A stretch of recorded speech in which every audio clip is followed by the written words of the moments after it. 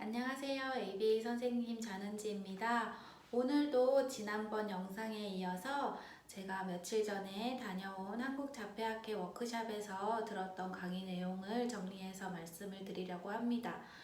오후 세션에 있었던 신석호 박사님의 강의였는데요. 고기능 자폐 스펙트럼 장애 아동에 대한 이해를 돕는 내용으로 발표를 해주셨습니다. 이 내용들 간단하게 정리해서 말씀드려 볼게요. 신석호 박사님은 굉장히 커뮤니티 상에서도 유명하신 분인데요. 자폐 스펙트럼 장애 진단 그리고 치료에 대해서 굉장히 너무너무 잘 알려진 분이시죠. 그래서 저도 예전부터 굉장히 얘기도 많이 듣고 정말 궁금했던 분인데 이렇게 교수님, 박사님의 강의를 듣게 돼서 되게 좋았습니다. 일단 자폐 스펙트럼 장애 치료 원칙들에 대해서 먼저 말씀을 해주셨는데요. 자폐 스펙트럼 장애는 일단 그 핵심 증상을 치료할 수 있는 근본적인 치료법 자체는 아직은 없는 걸로 알려져 있죠. 그리고 전통적으로는 ASD 진단을 받는 환자들의 7~80%가 정신지체에 속한다라고 알려져 왔었는데요. 최근에는 약 40에서 65% 정도가 정신지체에 해당하는 IQ를 보인다라는 연구 결과들이 나오고 있대요. 그러니까 이전보다는 그 고기능 자폐 스펙트럼 장애라고 볼 수 있는 그 정신지체에 해당하지 않는 자폐 스펙트럼 장애에 해당하는 경우가 증가하고 있다는 이야기예요. 이거는 집중적인 조기 집중 행동 중재를 한 결과일 수도 있고요. 조기 진단을 요즘은 또 더 많이 하기 때문에 중재의 결과라고 볼 수도 있습니다. 그래서 아무래도 조기 진단하고 조기에 집중적인 중재를 시작하는 것이 그 자폐 스펙트럼 장애 예후에 굉장히 도움이 된다는 거는 이미 너무 잘 알려진 사실이고요.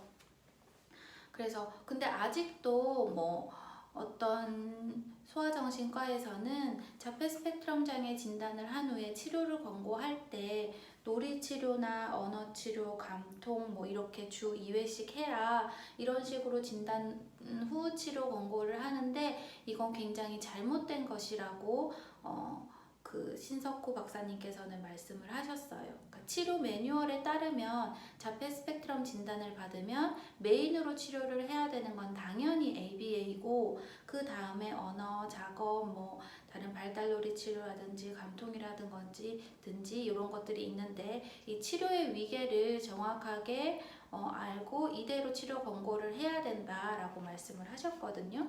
그래서 자폐 치료의 위계에 대해서 말씀을 해주셨는데 정확하게 1번이 제일 그 하이어라키에 제일 위에 있는 게 ABA고 그 다음이 언어치료, 그 다음이 작업치료나 발달놀이치료, 그리고 그 다음이 감통 등등등 이런 것들이 있다고 이 매뉴얼대로 진단과 치료 권고를 해야 한다고 또 말씀을 해주셨고 굉장히 강조를 하셨어요.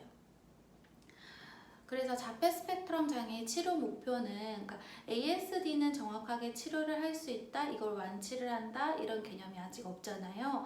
그러니까 최대한 이 아이들을 어떻게 치료를 하느냐, IQ 점수와 언어 점수를 끌어올려서 이 아이들이 고기능 자폐 스펙트럼 장애가 되도록 하는 것이 치료의 목적이 될 수 있다고 말씀을 하셨어요.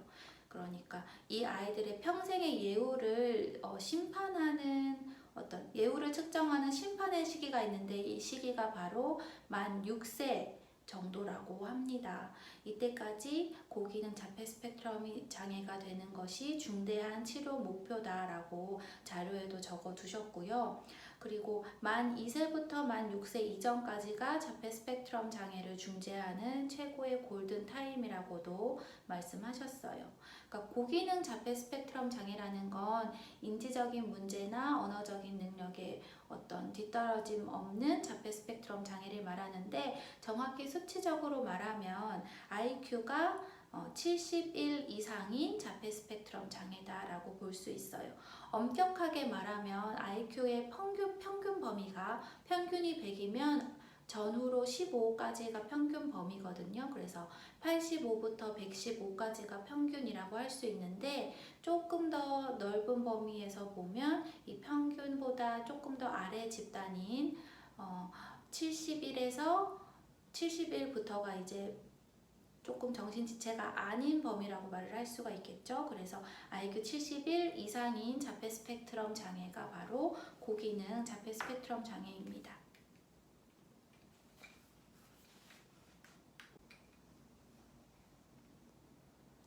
고기능 자폐 스펙트럼 장애를 진단을 받는 그 유형이 두 가지가 있는데요. 1번은 학교를 들어간 다음에 학교 생활에 적응하는 것이 좀 어렵고 사회성이 떨어져서 그때 고기능 자폐 스펙트럼 장애로 진단을 받는 경우가 있고, 2번은 아주 어릴 때 저기능의 자폐 스펙트럼 장애로 진단을 받은 후에 집중적인 중재를 통해서 IQ나 언어 능력이 지체가 지연됨이 없이 평균 범위에 있는 고기능 자폐 스펙트럼 장애 아이들이라고 할 수 있어요. 그래서 고기능이면서 그 학령기 아동이 학교 생활에 잘 적응하지 못하거나 사회성이 떨어지면 이 세 가지의 장애를 좀 염두를 해볼 수가 있는데요. 고기능 자폐 스펙트럼 장애일 수도 있고 사회성 의사소통 장애일 수도 있어요. 그리고 또 비언어적인 학습 장애일 수도 있는데 이 세 가지의 구별이 쉽지는 않다고 해요. 병원에서 정확하게 검사를 통해서 진단을 받을 수 있고요. 이 세 가지가 굉장히 애매하고 어렵다고 합니다. 그리고 아까도 말씀드렸다시피 이제 고기능 자폐 스펙트럼 장애는 바로 IQ가 71 이상이면서 언어나 인지적인 지연이 크게 없는 자폐 스펙트럼 장애이고요. 그럼 이 아이들은 어떻게 중재를 받을 수 있느냐, 치료 방식에 대해서도 뒤에 말씀을 해주셨어요. 그러니까 아이들이 조기 개입을 시작하는 아이들의 경우에는 어린이집이나 유치원을 다니는 시기잖아요. 네, 집중적인 조기 중재를 2, 3년 실시한 후에 기능 수준이 좋아진 자폐 스펙트럼 장애 아동은 어린이집이나 유치원에서 또래의 정상 아동들과 어울리는 것이 장애 아동에게 언어 모방이나 사회성 발달에 큰 도움이 된다라고 합니다. 이 경우에 반드시 도우미 선생님을 동반하여 통합 교육을 받는 것이 바람직하다라고 쓰여 있어요. 그러니까 통합 교육을 받고 있다라고 해도 이 아이가 다른 친구들과 어울리면서 이 아이만의 개별적인 목표가 있어야 되고 이 아이가 목표를 도달하도록 도움을 줄 수 있는 개별적인 선생님이 따로 있어야 된다. 그래야 진정한 통합 교육이라고 얘기를 할 수 있다고 합니다. 그리고 학령기 아동들의 경우에는 이 학교 교육이라는 건 또 나중에 아이가 독립적으로 사회생활을 하는데 어떻게 잘 적응을 할 수 있을지를 또 예측하는 하나의 예측할 수 있는 기간이기도 하잖아요. 그래서 이 학교 교육에 잘 적응하고 사회의 구성원으로서 독립적으로 생활을 하는데 굉장히 중요한 시기가 또 이 학령기인데요. 이때 학습 효과를 효율적으로 향상을 시킬 수 있는 프로그램 같은 것들이 많이 필요하다라고 말씀을 해주셨습니다. 그리고 또 아이들이 어떤 방식으로 치료를 받아야 하느냐, ABA는 정말 조기 개입에 있어서 무조건 해야 되는 것이었고요. 그 다음으로 이제 언어치료. 언어치료도 개별적인 1대1 언어치료 방식과 또 그룹으로 하는 언어치료 방식 둘 다 필요하다라고 말씀을 하셨습니다. 그리고 인지치료도 굉장히 강조를 이날 하셨었는데요. 인지치료 같은 경우에는 비언어성 학습장애나 특수학습장애 등에서 인지기능을 개선하기 위해서 선생님과 1대1로 하는 치료적인 특수교육적 접근이잖아요. 우리나라에서는 근데 인지치료가 조금 덜 강조되고 있는 것 같기는 해요. 근데 인지치료도 그 안에 굉장히 영역이 많거든요. 여기 쓰여 있는 거는 인지치료의 치료 영역으로는 행동치료, 사회성 인지, 시지각, 시각운동 협응 능력, 조직화 기술, 실행 기능, 인식 훈련, 특정 영역의 학습 능력 저하, 그러니까 뭐 쓰기나 읽기나 수학이나 아이가 특별히 취약한 분야를 인지치료로 또 그러니까 중재를 할 수가 있는데요. 이렇게 아이에게 취약한 부분을 하나하나 채워주는 것이 또 인지치료에서 굉장히 우리 아이들에게 해주어야 할 것들인데, 이런 인지치료는 이제 고기능 자폐 스펙트럼 장애 아동 같은 경우에는 반드시 받아야 할 치료라고 하셨습니다. 그리고 사회성 치료도 우리 고기능 자폐 스펙트럼 장애 아동들에게 굉장히 중요한 부분이잖아요. 근데 우리나라는 사회성 치료라고 하면 무조건 여러 명의 아이들이 그룹으로 들어가는 치료를 생각을 하는데, 이 사회성 치료도 1대1 개별적으로 이루어져야 하는 치료도 있고, 또 진짜 친구들과 함께 그룹 활동을 하면서 이루어져야 되는 그런 치료들도 있어요. 그래서 1대1로 하는 건 이제 사회성 인지치료라고 할 수가 있는데요. 그 자폐 스펙트럼 장애 아동들 같은 경우에는 일반 발달하는 아동들이 만 4세 이후에 발달하는 마음이론이란 것들이 굉장히 결여가 되어 있어요. 마음이론이란 나의 마음과 다른 사람의 마음이 다를 수 있다는 걸 이해하지 못하는 거거든. 이해하는 능력인데, 이 능력이 이제 자폐 스펙트럼 장애 아동 같은 경우에는 약간 더 손상을 보인다는 거예요. 그래서 이런 부분들은 그룹 상황에서보다는 1대1로 선생님과 이야기를 나누든 어떤 학습 자료를 보고 배우든 비디오를 보고 배우든 어쨌든 1대1로 좀 집중적으로 학습이 되어야 하는 부분이기 때문에 사회성 치료이기는 하지만 사회성 인지 치료로 1대1로 다루어져야 된다는 거고요.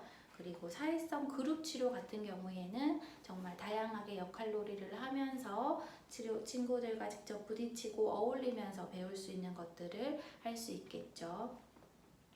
그리고 작업치료도 필요한 치료 중에 하나인데, 미국에서는 자폐 스펙트럼 장애 필수 치료로 작업치료가 반드시 들어가 있다고 해요. 그래서 아동의 소근육 운동 기능, 시각 운동 협응 능력 이런 것들을 개선시키는 치료입니다. 또 자조기술 영역을 다루기도 해요. 그리고 또 그 다음에 보조치료적인 성격을 가진 것들로는 감각통합 훈련, 그리고 뭐 음악치료나 미술치료나 운동치료 같은 것들이 들어있어요. 그래서 우리나라의 감통훈련이랑 미국에서의 감통훈련에 약간 차이가 있는 것 같다고 이야기를 해주셨는데요. 고기능 자폐 스펙트럼 장애의 경우에 감각통합 훈련이 꼭 필요한 경우를 제외하고는 치료 계획을 세울 때 이 우선순위를 정할 때 이 뭐 들어가는 시간과 비용을 굉장히 잘 따져보고 효율적인 방식으로 치료 계획을 세워야 한다고 말씀을 해주셨습니다. 그러니까 계속 강조하셨던 부분은 고기능 자폐 스펙트럼이든 그냥 저기는 자폐 스펙트럼이든 일단 ABA가 조기 집중 행동 중재로서 굉장히 집중적으로 주 20시간 이상 들어가야 된다는 거를 굉장히 강조를 많이 해주셨고요. 그리고 그 다른 치료들은 조금 더 보조적으로 해주는 게 좋다고, 그게 정말 시간과 비용 대비 가장 효과가 있는 방법이라고 말씀을 해주셨습니다. 네, 여기까지 신석호 박사님께서 발표를 해주신 고기능 자폐 스펙트럼 장애 이해에 대한 강의 내용을 정리를 해드렸고요. 초기에 ASD 진단을 받고 치료 계획을 어떻게 세워야 될지 좀 혼란스러워 하시는 부모님들이 계시다면 굉장히 도움이 되는 강의였던 것 같아요. 뭘 중심적으로 해야 되는지, 치료의 목표는 무엇이 되어야 하는지에 대해서 잘 말씀을 해주셨던 강의여서 저도 조기 집중 행동 중재를 하는 사람으로서 굉장히 도움이 되었었고요. 네, 여기까지 영상을 들어주셔서 감사합니다. 다음 시간에 또 더 유익한 정보들로 찾아뵙도록 하겠습니다. 네, ABA 선생님 전은지였습니다. 감사합니다.